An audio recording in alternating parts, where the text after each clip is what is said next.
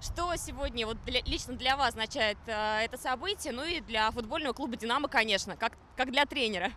Ну, это, вы знаете, каждый футбольный клуб, у него есть свои традиции, есть своя история. И вот люди, которым, вот Алексей Петрович в том числе, которых не забывает футбольный клуб, и вот эти почести представляет, вот эти доски, это говорит о том, что люди огромный вклад внесли. И я воспитанник клуба. Я не видел, как Алексей Петрович играет. Но нас воспитывали на этих именах, на этих фамилиях. Яшин, Хомич, Царев, Кесарев, Соловьев, Ильин и остальные, и много-многие другие. Поэтому это очень важно. Ну и очень приятно, конечно, то, что заслуженный человек, как сказать, заслужил своей работой, своим отношением к делу вот такой почести со стороны болельщиков и специалистов. Скажите, пожалуйста, вам на тренировках приходится с футболистами вспоминать каких-то ветеранов прославленных, какие-то игры, вам приводить в пример?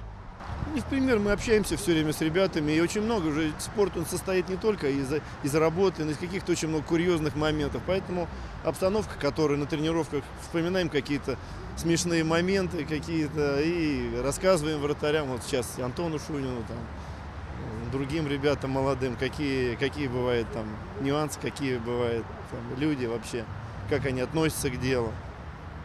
Действительно, «Динамо» же совершенно особенная школа вратарей, все-таки такие имена. Видите ли вы в Антоне Шунине какое-то продолжение этой традиции? Как он сам к этому относится? Ну, во-первых, Антон молодой парень, и чтобы о нем говорили как о продолжателе традиций, ну, он должен, я считаю, закрепиться в сборной команде и представлять наш клуб в сборной на чемпионатах мира, Европы. Тогда традиции будут продолжены, а у него все для этого есть. Если не возражаете, несколько вопросов, собственно, по «Динамо», по последним играм. Ну, болельщики, в общем-то, не очень довольны. Что вы скажете? Это такая раскатка, начало третьего круга? Ну, вы же видите, какая борьба идет. Во-первых, нет проходных игр. Мы играем, у нас передохнуть даже нет где дух выпустить. То есть каждая игра, она решающая. И вы видите, из 8 игр после начала чемпионата 6 ничьих. То есть идет борьба, идет бескомпромиссная борьба. Конечно, поля свой отпечаток накладывают, но я не могу сказать, что ребята не хотят, что ребята плохо подготовлены. Ну, как сказать, все равно в сезон, хочешь не хочешь, надо втягиваться. Сразу все не бывает. Моральное состояние у ребят сейчас какое, особенно учитывая яркие игры в прошлом году? Сейчас, судя по всему, они недовольны результатом. Как сейчас происходит все? Ну, вы видите как, мы не можем сказать, что мы уступили там в чем-то соперникам. Конечно, ребята хотят выиграть, но футбол, знаете как, мы предполагаем, а Бог, он располагает. Поэтому ребята стараются и, как сказать, конечно, переживают то, что не выиграли, очень хотели выиграть. Но и соперники тоже все хотят выигрывать, надо не забывать про это.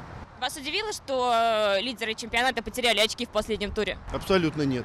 Я с учетом первых игр, и особенно еще это было видно еще и осенью, когда мы 2 матча играли, что тут проходных матчей-то просто нет. И борьба идет с первой до последней минуты.